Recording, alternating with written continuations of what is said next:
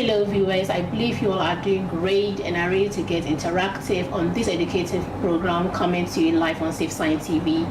This program is sponsored by Total Life Enhancement Center Ghana with support from Safe Science TV. I am your host for today's program, Magdia Tepaya Adam, and you can choose to call me Dia. Dear viewers, do you know this week is Ghana Psychological Week 2021 celebration? Yes, it is a long week celebration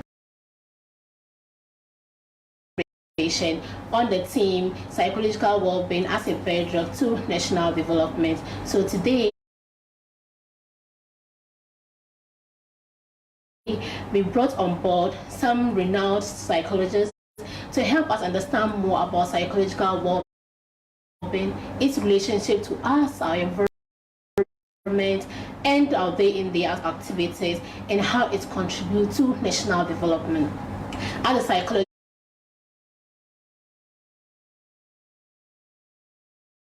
Jane Close said, and I quote, "What mental health needs is more sunlight, more conduit, and more unashamed conversation." So I introduce to you my guests for today. I have three most amazing people that I brought on board for us to discuss issues relating to psychology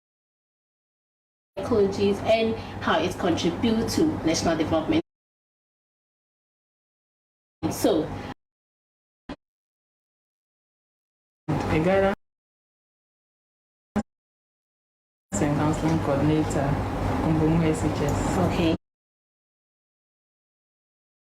Thank you.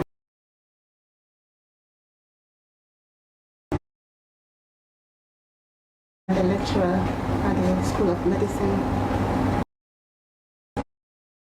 UDS. Okay. We are so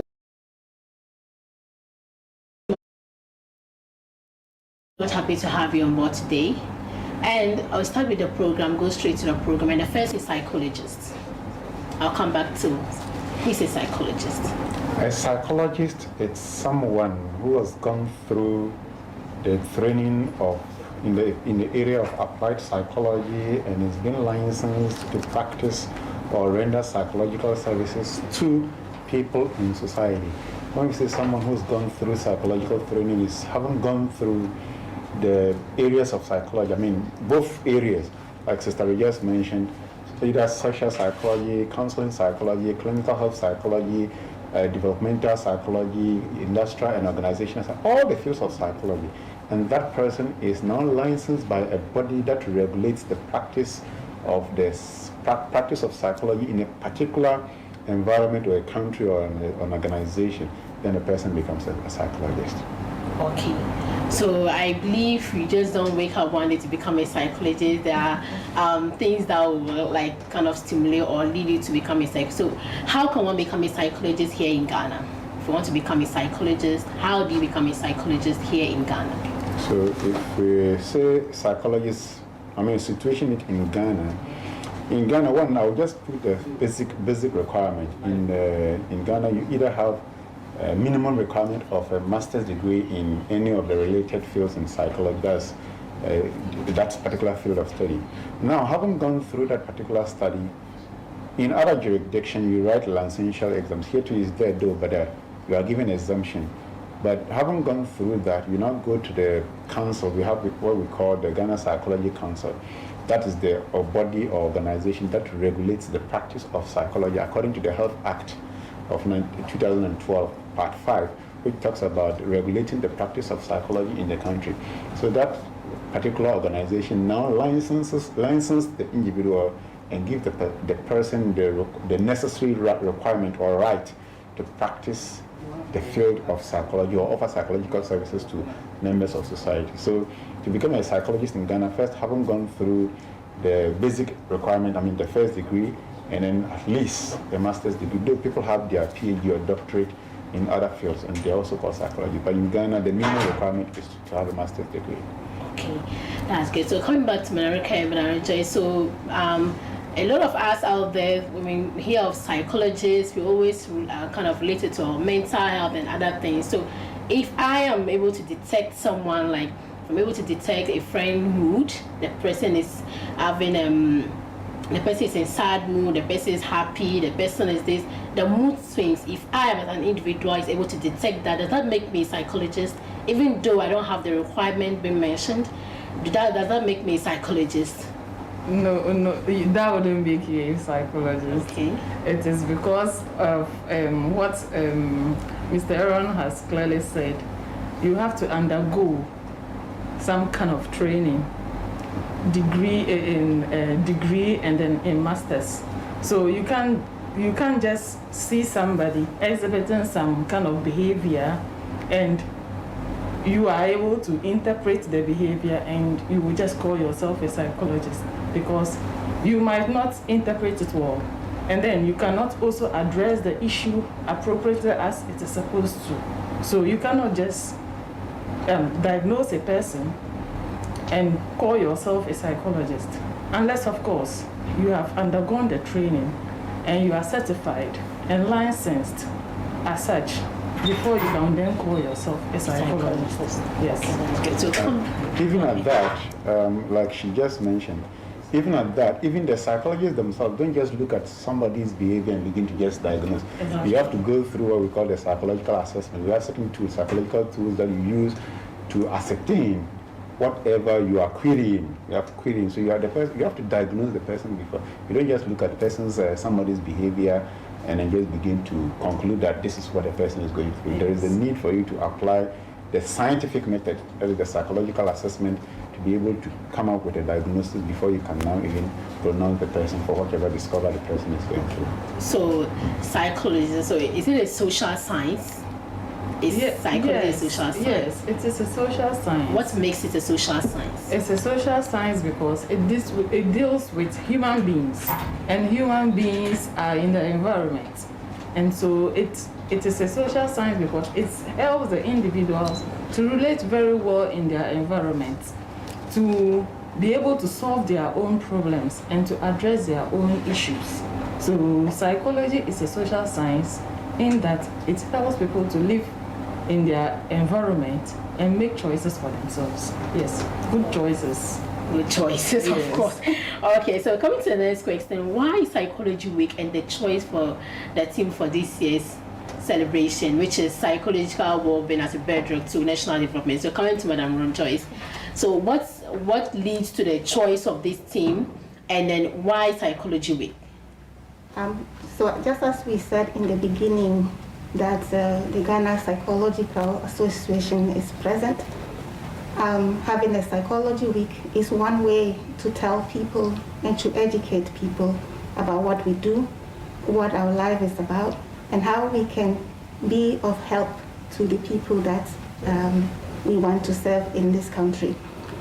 And we're choosing this topic or this theme for this year's celebration because we believe that if we have when people are healthy, mentally and physically as well, but we know that physical well-being, people are well vested, but when it comes to psychological well-being, we tend to neglect it. And so it's important for us to echo that people know that when you are psychologically sound and healthy, you'll be able to perform your duties wherever you are, and that contributes to building up our nation, and we will get to where we want to be as a nation. Yeah. To add a little bit to what Sister have said, see, I've asked this particular question. Have you ever traveled with a vehicle on a long distance or a long journey without considering the engine of the vehicle? No. Yes. You have the first thing you do when you want to embark on a long distance or a long journey is to first send your vehicle to a mechanic to check whether the vehicle is in good shape. You don't consider the body of the vehicle. Mm-hmm. You first have to look at the engine of the vehicle, whether it's able to take you to that particular journey that you want to embark on. Until the mechanic tells you that yes, it's in good shape, it can go on that particular journey you want to embark. Then you say, okay, you are safe, you are sound to say now I can drive in full confidence to wherever I'm going. That is a nation. A nation on a long journey needs to consider the engine of the vehicle that is driving the development of that nation. And that is the human brain, that is the human mind. So it is necessarily important for us to now look at the human, the manpower, the human resource of the nation that is championing the development of the nation. We have to check the engine of that particular vehicle so that we will know that once the vehicle is in good sound, the engine is okay, then you can now entrust the vehicle or the path, the policies that the nation has that leads to development. You can now entrust it into the manpower or the human resource who will champion that particular development. But if we don't pay attention to the engine of the vehicle of a nation, which is the human resource, the engine of the human resource, then you realize that the vehicle will go, and at a point in time, when the engine breaks down along the line, there's no more movement. So once a nation does not consider the psychological well-being of its manpower or human resource, you realize that there will never be development, because development is dependent on the human resource. And the human resource cannot function, like Sister Rejoice said, the human resource cannot function effectively or productively without that particular individual having a sound mind. So the engine of a nation is a human, as the engine of the nation is the human resource, you have to look at the minds of the human resource so that we can now champion our development. That is why the Ghana Psychological Association sat down to look at this particular point, that whenever we are talking about development, we are talking about economics, we are talking about agro, we are talking about education, but forgetting the fact that in all these spheres, in all these agencies, it is the human being who is there making sure that the policies that are coming out from that particular agencies or department is carried out. So we have to pay attention, particular attention to those individuals there, their well-being, psychologically, because when somebody is sick, somebody has a fracture on the leg, everybody sees that the person has a fracture. Yeah. But if somebody is having a fracture in the mind, who sees? Nobody sees. And that is where, if the person is not able to think properly, you see that everything is messed up. And ask the question, have you ever seen a mad person squatting by a gutter, defecating before? Yes. You have seen a mad person? Mad someone who is kind of person we tag as mad. Mm-hmm. Those walking on the street half dressed. Have you ever seen them squatting by a gutter around your area, squatting and defecating? They don't. Like you see someone like a mental retarded person, because I experienced someone yesterday. The person just came and we seated at the crowd, and then he came and started relating and in front of us, like. Okay. Yes. Granted. Yes. Okay. That is somebody we consider to be mad. But you and I, who consider ourselves to be sound-minded, we wake up in the morning, you go to the gutter, then you pull down your trousers or knicker, then you sit there, you squat there and you are defecating. Okay. You know that thing will retard development, because the water will come and wash those remnants at that point. And when it rains, the whole place is stacked. What is coming out of there? Mosquitoes, bringing malaria. There's cholera, there's diarrhea. So the small facility that we have, let's say Tamale Teaching Hospital, if the facility can accommodate 500 people, now with you and I coming out from that particular environment, you see, we are going to check out that place. So we will need more resources to make sure that place develops. So the little resources that we have, that we could have channeled into other places, we are going to channel that resources over there. So you see, we are retarding development. So that is what we are talking about. Have you ever considered why there are road accidents on our road, or vehicle accidents on our roads? Sometimes it's not the fault of the vehicle. It's not the fault of the road. Sometimes it's the fault of the individual sitting behind the steering, because the person is having so many problems. So have you also considered that?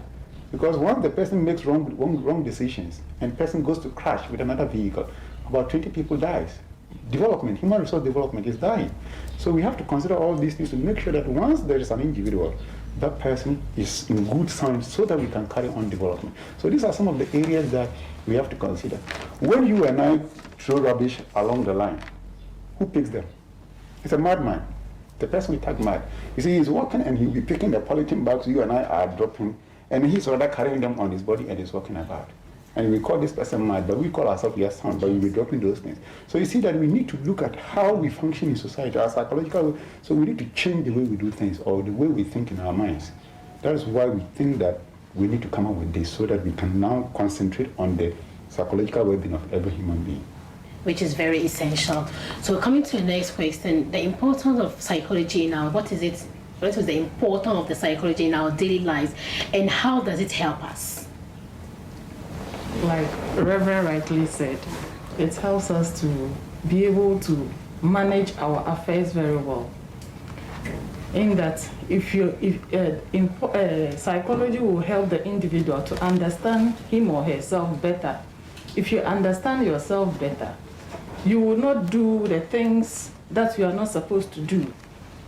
Defecating around, throwing rubbish around, or even caring for your neighbor. And so when you understand yourself better, you'll be able to understand your neighbor who is behaving in a particular way, and how you will relate with that your neighbor in times of difficulty when the person is in psychological crisis. So when you understand yourself, you'll be able to understand your neighbor in the context in which maybe one day you would find yourself, or you might have found yourself. And so it will help in resolving conflicts, in that when you understand yourself and your neighbor is doing something, you will not try to address it in a more aggressive way, but you will understand your neighbor in that context, and so it will not bring conflict. When you understand yourself, psychology also helps us to do what? To be able to identify our interest, what we are good at, how we are as individuals, our strengths, our weaknesses. And so we'll be able to identify the interests we have and be able to build on these interests. And so it will go a long way to help in nation building.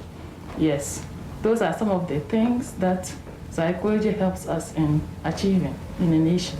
Okay, so Madam Roy, do you have anything to add on? So just as we have said, you have to deal with yourself. You have to know and understand your strengths. What are your limitations? And because when you know what your strengths are, you will be able to use them very well to help people wherever you find yourself. And when you also know what your limits are and accept them, you are able to translate that to the greater extent into being positive for you as well. Or if not completely, but that you can manage and live with it in order that you don't get to the worst part. I mean, I can call it a preventative science, in the sense that we don't wait. We don't want to wait till things are damaged before we start reacting and trying to do something. But that we begin by proactively looking at what needs to be taken care of. And I say that I look at the human being in the sense that, okay, there's one way, there is a middle point. There's one way when you push towards there, you get better, and you'll be a better version of you. And then there's another way, if you didn't do anything, you'll be going to the downside of you. And so it's important that we are able to deal with ourselves first, understanding ourselves and our environment and what makes us function better. And then it comes to relation-wise. How do I communicate with people? Because as I'm able to communicate well, it would send me a long way. It prevents some of the conflicts. It makes it easy for me to be able to send the message that I want to send to people, and they don't feel threatened. And I guess this is where in different organizations and families, wherever human beings are, you need to know a little bit of psychology so that you can understand you and be accommodative. Okay, so that is one way. I mean, and so there are all of these different areas that psychology can touch. There's no aspect of the human being that psychology doesn't work well. As we work here in the TV station, before you start a program, you prepare yourself, you try to work through your own dynamics that makes you feel comfortable to present what you want and all of that. That is, a psychologist can help you prepare well and do better in those areas that you are performing already to do better. And so every aspect of the person needs that. And also, I would say the psychologists help us in processing different behaviors of the person. Behaviors that would help us to improve upon ourselves, behaviors that will help us to be welcoming, behaviors that will help us not to be judgmental, and all of this to have, I call it generally, a positive attitude to life. Because when you don't have a positive attitude to life, you would be, for default, maybe a negative perspective of life. And that will make you not move far. You rather be limited. So that is what I would add to that. Okay.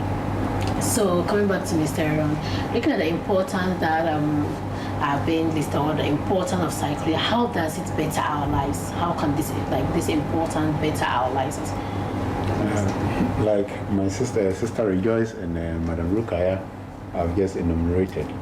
See, psychology helps us to better our lives because in the remit of psychology, you come to understand yourself.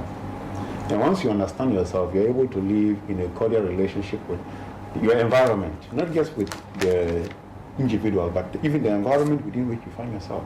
You're able to live in a peaceful manner, relate with your environment, because you come to understand yourself that this is who I am. So once I understand myself that this is who I am, these are my temperament, these are my weaknesses, these are my strengths, I am able to now look for a better way of living my life, a better way of living with my neighbor, a better way of living within my the environment that I find myself. So the concept of psychology helps the individual just to understand him or herself and to be able to now live comfortably within that particular space of time.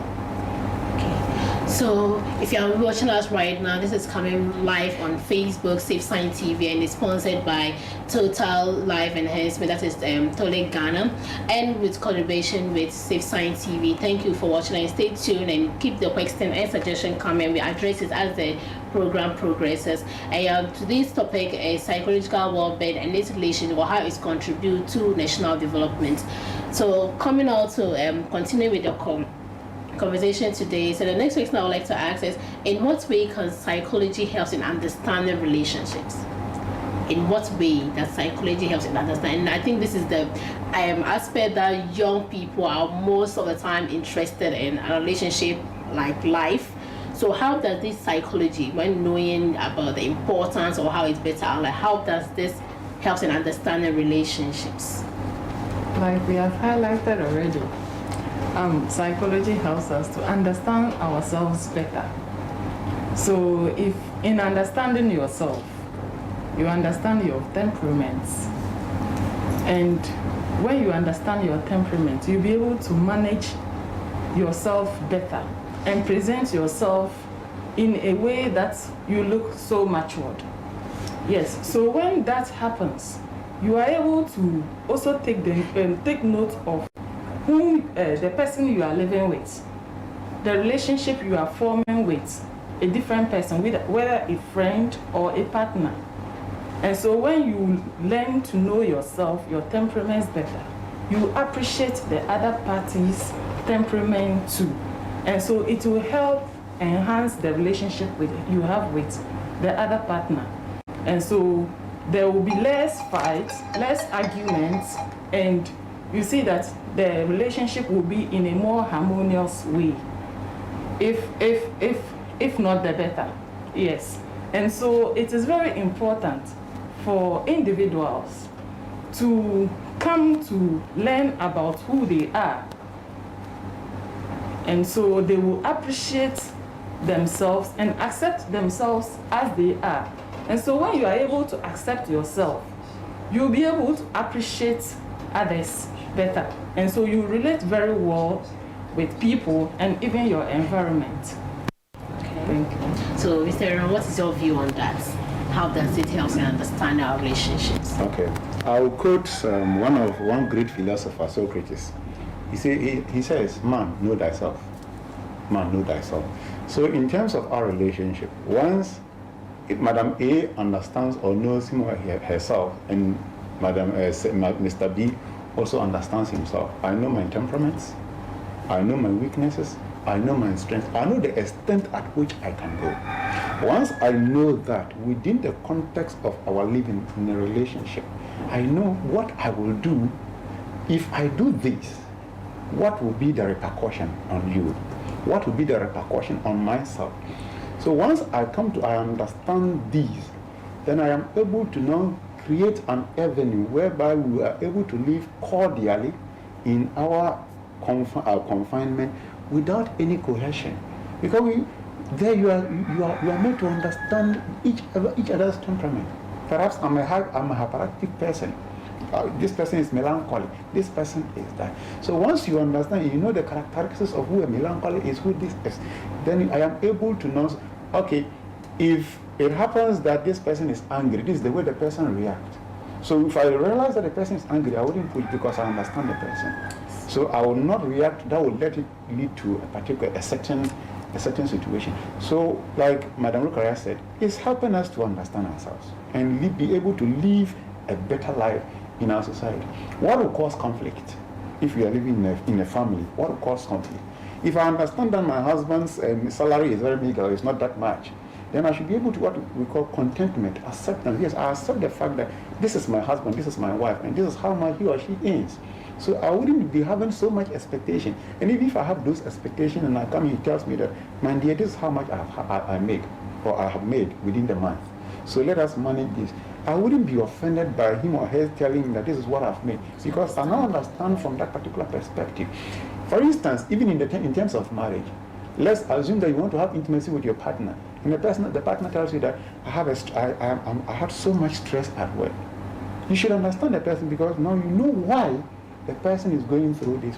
If my woman is getting angry at a particular point in time within the month, I should be able to understand, okay, if my woman is about to experience, when the bank alert enters the phone, and then you see that the phone is, then you realize that, okay, this person has received the alert, so the money is about to flow in.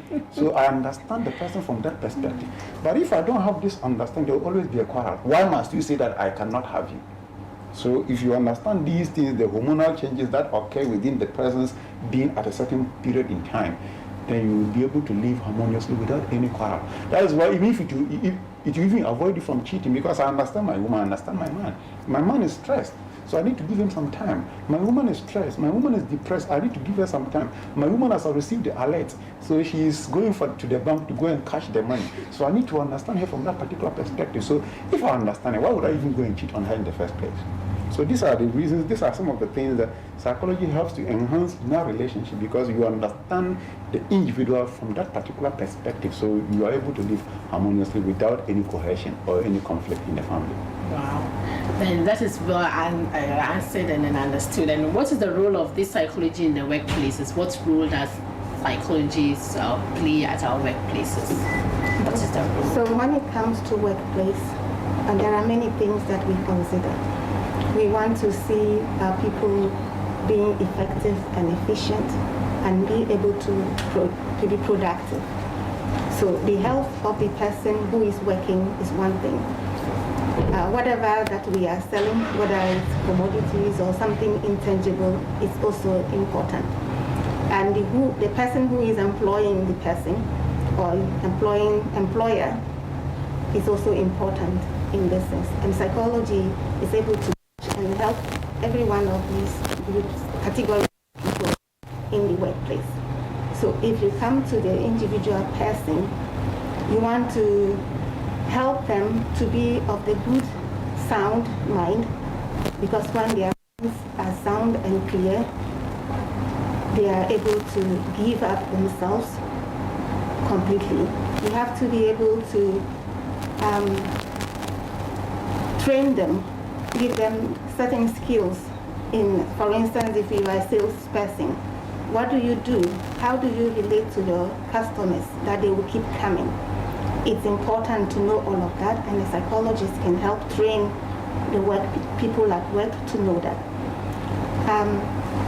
We also, besides what the person would get, as I would say, you also want to see how best you can sell your product. To advertise, you need to have some psychology to know what is it that people like. Today it sounds like anything that you make a little more romantic sells. So if you have something to sell, It's not for nothing that somebody is selling water, but you have a label that has a woman somehow in all of that. But just it attracts the people to buy. And so you need to understand the minds of people and what is it that will attract them to come. And so a psychologist's expertise will come handy in these areas. For the employer, you need to be concerned about the well-being of your people, or the people who work for you. If you're only just concerned about what comes, somebody calls in sick, you don't care, you just worry that they're not at work. It's important that we can train and educate employers to know that both the physical and psychological well-being of their employees is very important, and they need to talk about it, and they need to allow them space to be able to say that I am not well, I'm facing some challenges in my life, and it's making me it's making me not be productive as I used to be. And so before I used to do much, but now I cannot do that much. So how are you able to help me? Okay, an employer who is smart would generally hire somebody, a psychologist, a social psychologist, somebody to come and talk with the people and give them what they need to help them get motivated again and be out. Because you don't want to be shy to tell your employer that I have a psychological problem, that I need to go and get my medication. Okay, because if I say I have a psychological problem, maybe my employer will say, oh, I don't want mad people at my job, so they will sack you. Mm-hmm. But if an employer understands the human being and what the essentials of that, especially their psychological well-being, they'll be rather happy to see that somebody comes and say, you know, if I don't take 2 weeks off, I will break down. What do you prefer? That he takes the 2 weeks, go and take care of themselves and come and work more, or you refuse them the 2 weeks and they crash and they cannot come back again. So that's what I would say. To add a little to what Sister said, psychology in an industry or organization helps the employer to even select the best employee for the organization. Because within the remit of industrial and organizational psychology, that organizational industrial psychology is able to employ the necessary psychological tools to be able to identify the suitable or the best employee, best for a particular work. So it helps the employer to know who to deploy at a particular stage or particular point within the organization. Like you mentioned, if at a point in time you need a social psychologist to go out there to go and do needs assessment of the society, what does society need at this particular moment? Because it's not everything that you just get up because you are running an organization, you just get up and turn out certain things in the society. You need to do needs assessment. What are the needs of the people? So you need these social psychologists to go out there and do the needs assessment, then report back to you, okay, this is what the people need, so we can now do this. So when we do that, people rush in for it because we have demand and supply in economics. So you see that it has even pushed into the remit of economics. Demand and supply. What the people need, you supply them, then you make your profit. But if you churn out certain things from your organization onto the market and people don't need it, you see you don't make profit. So there is the need for an organization to employ the psychological services or to apply psychology in the organization to be able to understand the human person, what they need. At what point do they need this? Why would they need this? Now that we are coming, what should we do for this? In the remit of adverts, Sister mentioned, why should we use a woman with long hair on a hair product? So you know that women are now thinking about their beauty, so their hair, so you have to apply this particular one. So you need that social psychologist to say, okay, this is what the people are now looking for. So once you do that, people are rushing for that particular product. But if you go and use somebody whose hair is breaking on an advert, who will come? Because already my hair is breaking and they're using this. So I wouldn't even come. Okay. So these are the reasons why we have to the needs of psychology in an industry organization. So you sitting here perhaps there were about 3 or 4 people who applied to do this job, but you were chosen. Why were you chosen? The psychologist is able to tell the person that, okay, choose this person because even though they all have the same qualification, but this person will best suit the organization because looking at the needs of the organization, the caliber of people we need, this person best suits our organization, so choose this person. So in selection of employees, the psychologists also help in getting the employer suitable, more qualified employees for the organization. Okay, so the next question I'd like to ask is how psychology can contribute to our sustainable development. How did it contribute to our sustainable development? Okay. Coming to Madaraka. Okay. So for us to sustain our economy for national development, I still come back to the individual because it is the individual that will bring the development. And so if we don't concentrate on the individual, then we will not get the productivity we are looking for. And so when the productivity doesn't come, we cannot sustain. Like COVID came and they are telling us that the economy is in a bad shape. We can't, So in what I have to say about that is that we would have to invest in the individual. How do we invest in the individual? We can take into consideration, like in the workplace, getting employers to hire psychologists to be part of the workplace so that employers can easily refer workers to the psychologist whenever the need comes. Because sometimes, for all you know, the employer doesn't even know that a particular employee is undergoing some stress or challenges in his or her life. And so it reduces the employee's productivity, the level of work, the input the employee was putting into bringing up the production. Yes, so if we come to realize that individuals are not doing as expected, and we have psychologists in our workplaces, they will help to help these individuals to be able to help themselves by how do I call it, sister? How do they help themselves? Through some process. Yes. The psychologist will have to go through assessment with the employee to know what is really happening with this individual. And that will help the individual to come back to him or her senses and to come back to him or her own life and to identify him or herself very well and to be able to relate well in the workplace. Say, for example, somebody is there in the workplace. The person doesn't really identify him or herself.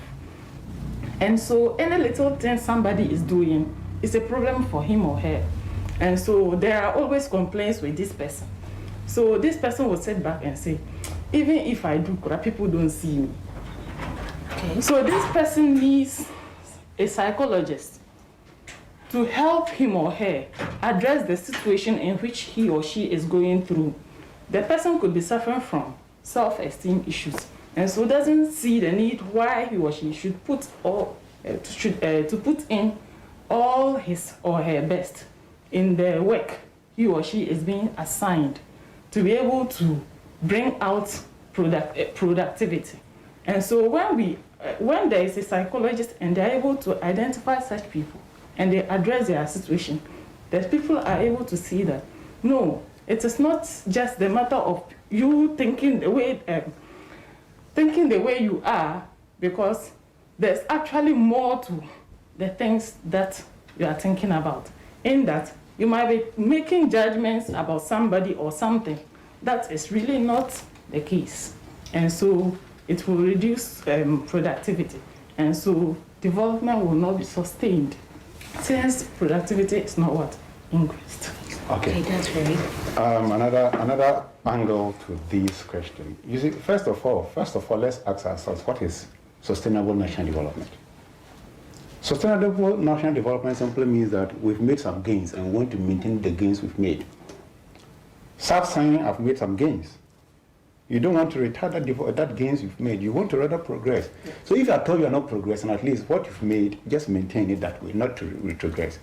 So psychology helps in sustainable national development in the sense that whatever gains you have made, you should be able to maintain it. Ask this question.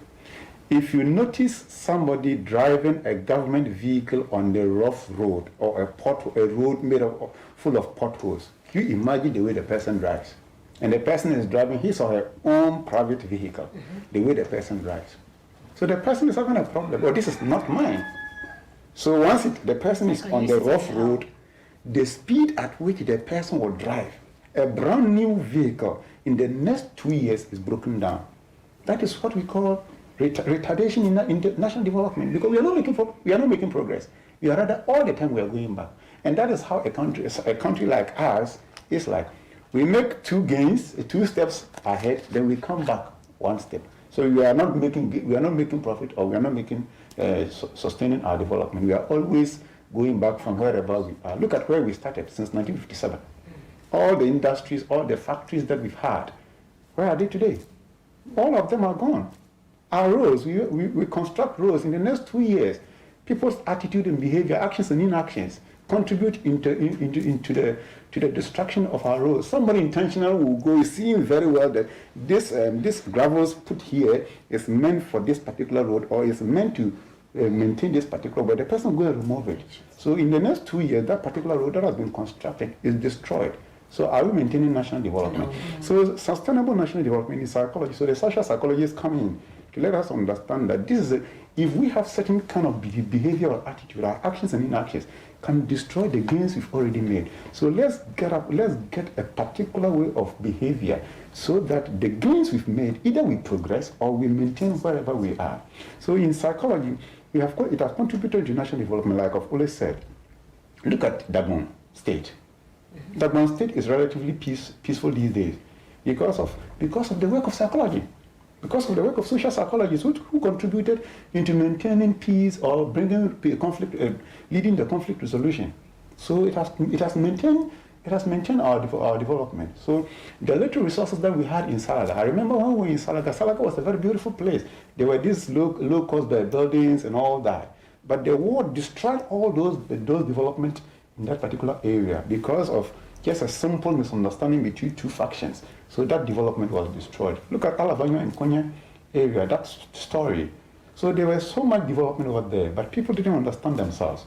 And because they did not understand themselves, because I'm angry with my particular tribe, I will intentionally go and destroy their property. And by so doing, the little development or the gains the person or the tribe or the community have made, you destroy it. So you go and you come back, you go and you come back. But once psychology is contributing to the individual understanding himself or herself, we say that, why should I go and destroy this thing if the thing is there for generations to come? In our schools, let's look at our attitude. I have the impetus to go and pick a chair or a desk from the classroom, go and sit under the comfort of a tree for sound mind to study and all that.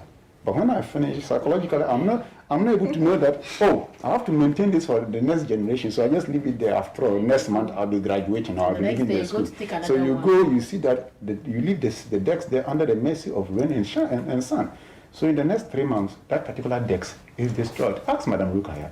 The free SHS desks that were sent to the school, today if you go there, would you even see one? All of them are destroyed because students carry them there, not even students alone, even teachers. Okay. They carry them there and they leave them there under the mercy of rain and sun. So in the next 1 year, those desks are destroyed. So you see that we are not making any gains. We make the gains and we destroy with our attitude and actions and inactions. So psychology contributing to help us understand ourselves, knowing very well that once I carry this thing out, I should also once I know myself, I should take it inside and keep it well so that the next generation can have, can make use of it. Once I'm driving this vehicle, if it breaks down, it means that we have to nurture another resources in buying another vehicle. Go to our agencies. You go there, you see about 5 vehicles, they're all broken down, they're sitting down, there's no maintenance. Because nobody is thinking of how can we maintain this thing so that it will stay long for us. But once it destroys, they leave it there, they want another one. So all the vehicles are parked there, one, choking space. So you see that we are not making any progress. So this is the area whereby psychology is contributing for us to understand and then make progress from wherever we are, or if not at all, just maintain whatever gains we have made. Okay. Yeah, and I just want to say something. Okay. And it's a little daring, but I think that we want systemic changes, and we want attitudinal change. For instance, there's one thing that we talk a lot about, which is called corruption.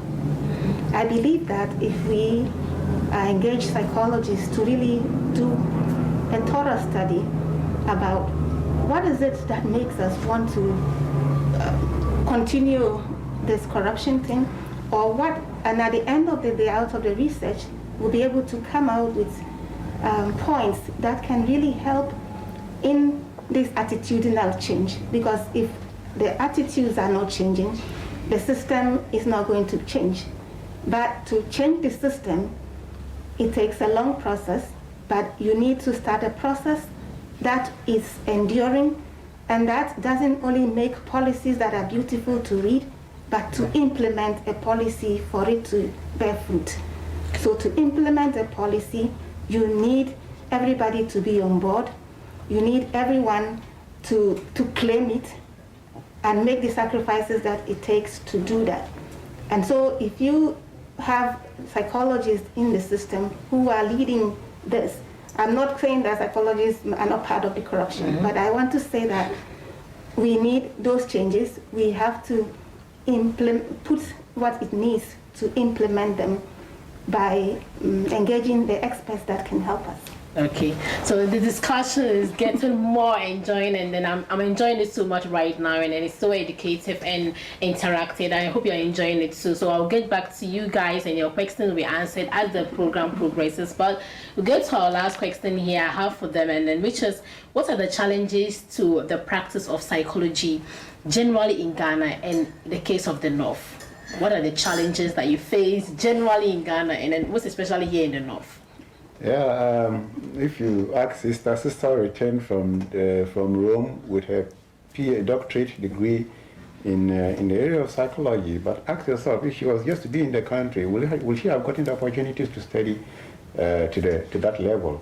Possibly it might be difficult. So why am I saying this? I'm saying this particularly because in our country, when we talk of the training in the area of psychology, you have just, out of the number of universities that we have in this country, just few universities train and churn out psychologists. And even there's few institutions that train and churn out psychologists. It's just about one or two that even train psychologists to the doctorate level. Okay. So you see that there is a challenge in the training of psychologists in our country. I mean, a country in general. There is a challenge over there, because once people are interested in going into that field, there is already a challenge in the numbers that the institutions can accept. Assuming University of Cape Coast is able to take 20 students in a year, University of Ghana is able to take another 20. Meanwhile, we have a lot of people who are coming out from the degree level, about thousands.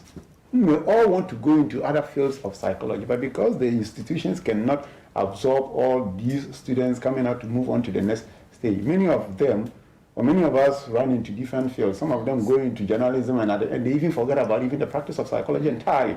So that is already a challenge in our nation. So I think that we need to have a system whereby almost all the universities can even start training people in the area of psychology. Another aspect is that, it's become very difficult. It's very competitive. It's very, very competitive. Even those who have been trained and they are churned out in our society, how many of them are even absorbed by society? When I say society, by policymakers, because the practice of psychology is not even known, or it's not even accepted by policymakers and then even the central government. They don't even consider what psychology is. But when we talk about those who are taking care of the physical ailment or the physical disorders of people, we train them, we bring them out. Lawyers are trained every year. You hear numbers. But how many have you ever heard that psychologists, they have trained about 500,000 psychologists within a year. Or year, 1,000 doctors have been trained, 500 doctors have been churned out, and they're all going to be posted to various fields. But look at what the discussion we're having. All sphere of our society, we need psychologists. But have you ever heard them saying that they are churning out psychologists to those various areas? No. So the challenge is that psychology, the practice of psychology is not really accepted in our country. And in terms of training, in terms of absorption of psychologists is not well known. And especially in the north, let me say, it's a dire situation because the whole 5 northern regions, upper west, upper east, northern region, savannah, and northeast, the psychologists we have, we are not up to 10. And in northern region, we are 1, 2, 3, 4, 5, we are 7. So you can imagine how many people are in northern region. You have thousands and only 7 people with the workforce, the needs of the people. Are we able to meet the needs of the people? So there is a serious challenge, psychology in our country, and especially in the north. That is why I think Total Life Enhancement Center is on board to help. But other than that, psychology is really, really a very serious problem in our country. So to ask, is it that you don't get people, especially here in the north, that you don't get people coming for help or for support, or why is it that, like, looking at the large number of people that we have in the northern region still, because I know, maybe if I don't know, maybe there is something like those living in the southern part, maybe Pearl, Accra, for instance, you might have more of the psychologists there than here. So I don't know if it's because the access is not that much, that's why you guys are few. Or the whole of Bono is there's no psychologist there. The whole of Bono is there's no psychologist there. Okay. The whole of Bono region there is only 1 psychologist. The whole of Ahafo region there's no psychologist. The whole of Ashanti region there are only 2. The whole of Ashanti region there are only 2. Fine, the chunk of them are in Greater Accra and the Central region because that is where we have the institution that train most of them. Most of them are just coming from there. But apart from Central region and Greater Accra, Eastern region there's no psychologist. Western region I think there are 2 or so. Ashanti region there are 2. Bono Ahafo region there's no psychologist.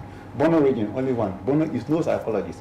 Northern region at least, let me say we are better because at least we have about 7. Northeastern, upper east there's only 1. Upper west there's only 1. Savannah no. Northeast no. So it's not a matter of people are not. The people are there. If you look at our standing register in the country, we have a lot of psychologists, but because the practice of psychology have not been accepted by the society, people are not even moving in. People have their own doctorate, but they have even moved into different areas, forgetting about psychology because somebody will tell you the psychology doesn't pay. Somebody will tell you psychology doesn't pay. Because people only see psychology as a waste of time. Because how can you go and sit with sister for an hour? A whole hour you'll be talking. When a medical doctor, okay, what is wrong with you? The person is just writing. In the next 5 minutes, the person has finished. Go and take medication. There was one time somebody asked me, a colleague teacher, that madam, of all the courses, so it is just psychology you went to. Yes.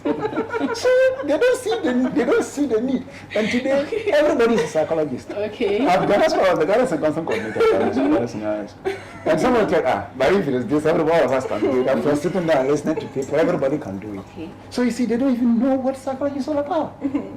So it is a challenge. It's not that the people are not there. People are there, but they don't understand. Why I should go and sit with sister for 1 hour, and at the end, I will get up and go. The person will not even give me medication. But go to a physician.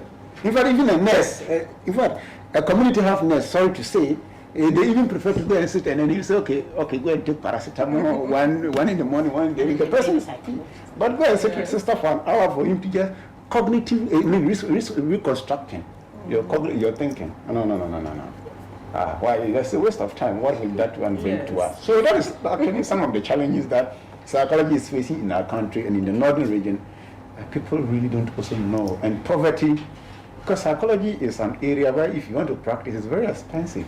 That one is accepted, it's very expensive because you have to go through a lot of psychological assessment and those tools are expensive to come by. So you need to pay for them, and poverty actually is a preventive means of practice of psychology. Maybe sister and then I think also that education is important because when people are aware of what they can gain or what the benefits are of psychology either in workplace, in school, everywhere.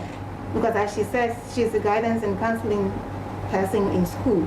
Even you can assess the students to see where you can place which child who is slow in learning. Doesn't mean they are stupid, but they just need more time. And all of those specifications, you need somebody who is trained to do that and to be able to help people. I think most parents would be very happy to know that they don't have to label their child as this one, he can't learn. Idiot. Yes, but that when you find somebody who is an expert can help such a child gradually to be able to achieve what they need to achieve according to their pace and according to which part of the cognition that works better for them. Because there are some people who are very good at doing things with their hands. So he can be a very good mathematician and be very blind in other areas that involve reading or other things. And so you can help them to be able to integrate that. First do what they do well, and then learn not to be afraid of the other subject, but that they can learn. Sister, you see, maybe Madam Booker and myself, we understand the situation better in this particular sense, because she's a guidance and counseling coordinator. I'm also a guidance and counseling coordinator. Okay. You see, sometimes we are confronted with so much challenge when it comes to this particular area Sister is talking about. Assuming we are there, and sometimes you are there and a student comes to tell you, sir, I think they have given me science, I can't read science. And you walk to the academic or to the headmistress, Madam, I'm really looking at this person, I think no. The person must be there. So policymakers don't even see the need. Why these things? She can testify. I have had challenges a lot with management as a member of academic board and school management. Yeah. Sometimes when we meet at management meeting, we are discussing. We say that okay, see, why can't we even have the situation whereby when students are brought in? Now we have the computer placement system. Once the computer places the person for arts, that's it. Yeah, there is no way you can change it. Like Sister is saying, perhaps the person is even interested in vocational training, but because the computer have already placed the person for arts, okay, you would do everything that you want. That when you make when you make choices for the school, you sometimes also kind of like make choices for the courses that you want to offer. No, but so then I think that sometimes it is not just like that. A student might not choose a particular course and they will give the student that particular It's course. A quota system. Yes. It's a quota system. There are this number of students for this, so let's give this person. Yes. So once they push the person there, and they will tell you that Accra has sent the student there. Leave the person there. That is the challenge most of the time. I had a practical situation where a student came to me. He is interested in tailoring. But the person was sent to the school to do arts, general arts. So he has to do literature, government, CRS, and then Dabani. But the person says, I am interested in tailoring. I want to go to Dabupa and go and do fashion design. But the parents said, no, you have to go there. So you see, they don't even understand why. So you have to bring in the parents. Yes, you see, if this person goes through the program for the 3 years, the person will give you the F in change. But if the person goes there at the end of the 3 years, the person is able to design a dress and all, the person is okay to go. But most of the time, the parents they usually want the children to be in the aspect of the kind of like reading aspects, other than like the practical, something like. They usually just want us to be there. Sister was saying that, you see. Yes. Sometimes we push, to borrow one of my colleagues' words, we walk the dreams of our children for them. Okay. I wasn't able to become a doctor. So you must become a doctor. You must be a doctor, whether you like it or not. So we are now working their dreams for them. Okay. Once I wanted to be a doctor and I wasn't able to become a doctor, you must be a doctor, whether you like it or not. So you see, I want to also give birth. I want my child to also take over from what I wanted. So it is now a generational issue. So the whole family, everybody is a doctor. Okay. So if you're watching us right now, you're watching Safe Science TV coming live on Facebook, and then I'd like to address some of the questions that we have here. We have Peter Amen. So thanks for watching. And then he's asking, where can we locate Tole Ghana?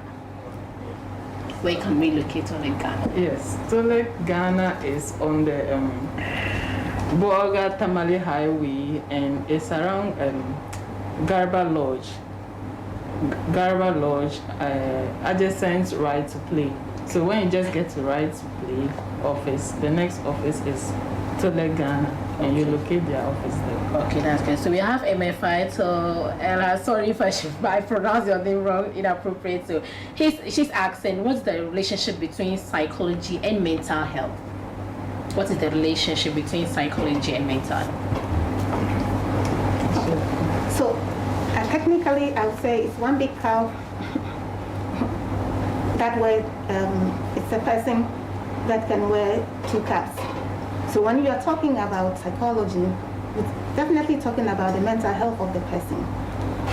It's just that, to some extent, when in Ghana, when we're talking about mental health, people tend to think about issues that are severe and you end up in a psychiatric hospital. Something that has to do with taking medication. That's what people think of, or in quote, mad, that is mental health. But in general, our general psychological well-being falls under what we call the mental health of the person. Because as we said, we are talking about what goes there in cognition, in your mind, and how this cognition affects even your body. Okay, so all of this has to do with you. And so mental health, I guess, is talking about the cognition of the person. Yes. But I would say that the psychology part that gets stressed also is the behavior aspect. Okay. So for the sake of time, we rush up to answer at least 2 or 3 questions because we have a lot of questions coming in, and then for the sake of time, we'll be able to address all the questions. So a question coming from Peter A. Mental said, great work, keep up with the good work, thanks so much. And then New T. Catherine asked, how those psychological well-being of a person affect the society? How does? I think if you watch us from the beginning and you see that this question was already addressed, and then move on to Amina Ibrahim, she said, how do we ensure young people are psychologically well to contribute to Ghana's development? I think it starts with education. It starts with education. Just like we are doing, educating people to know that it is necessary to also pay attention, in as much as they are paying attention to their physical health, they should also pay attention to their mental or their psychological well-being. Because once you understand yourself that perhaps anxiety, depression, stress, anger, what causes my anger and all that, you're already working towards your Yeah, I would want to add quickly also something called parenting.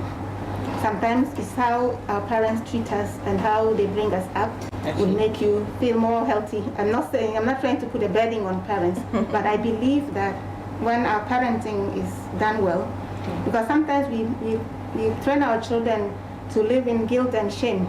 If you do this, hey, if you do that, so you begin to live at the level of that.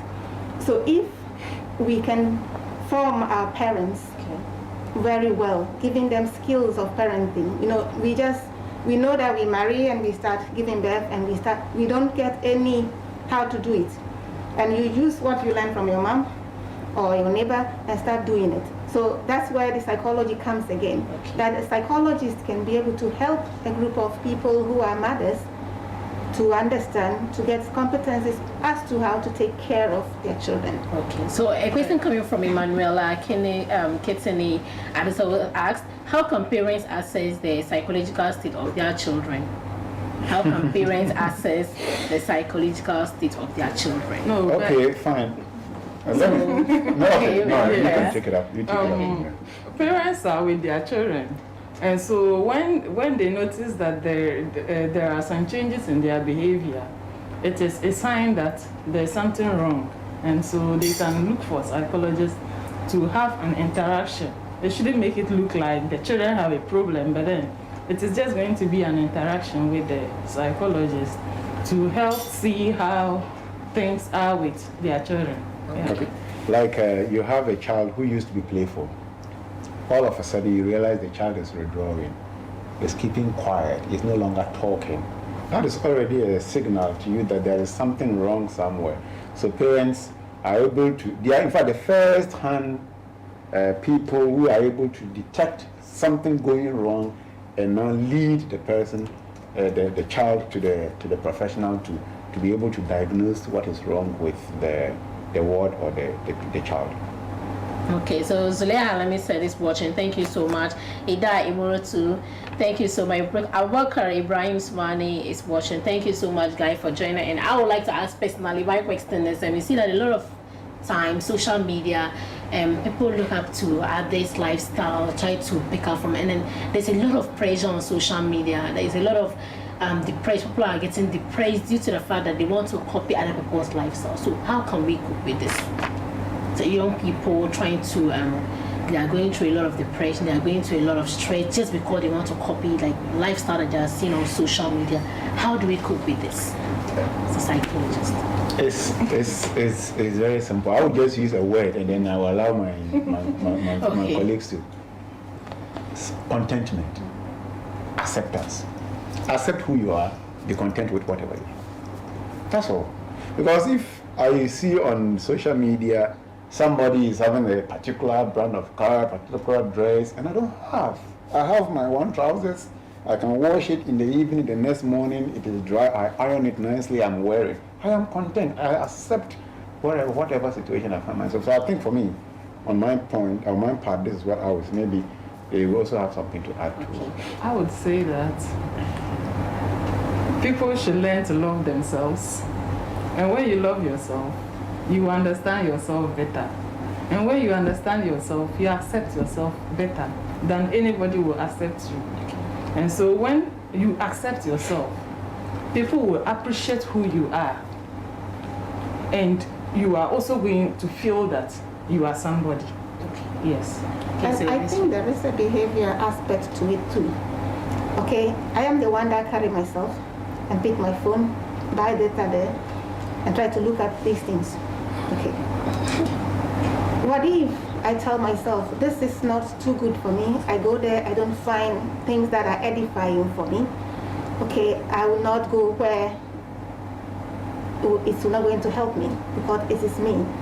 So it's also part of this discipline, which we think that we have to be the same as another person.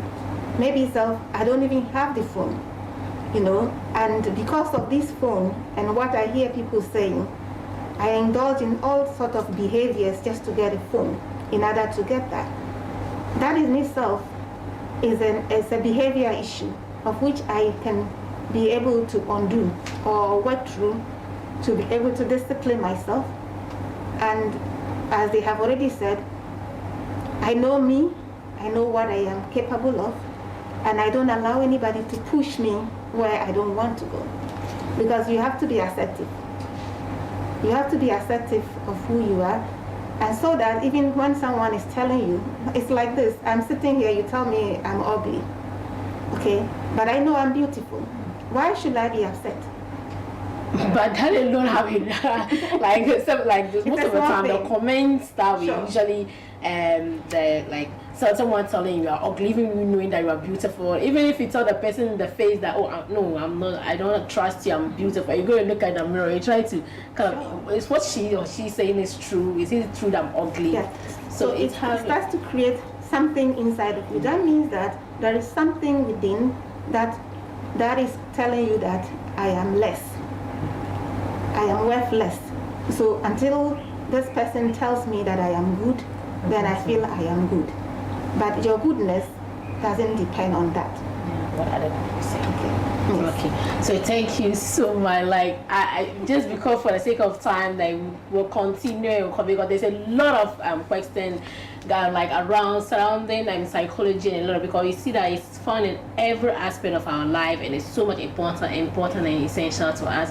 So bring this program to the end, and I would like you just go to take your last word, say something to the viewers out there so that we'll close the show for today.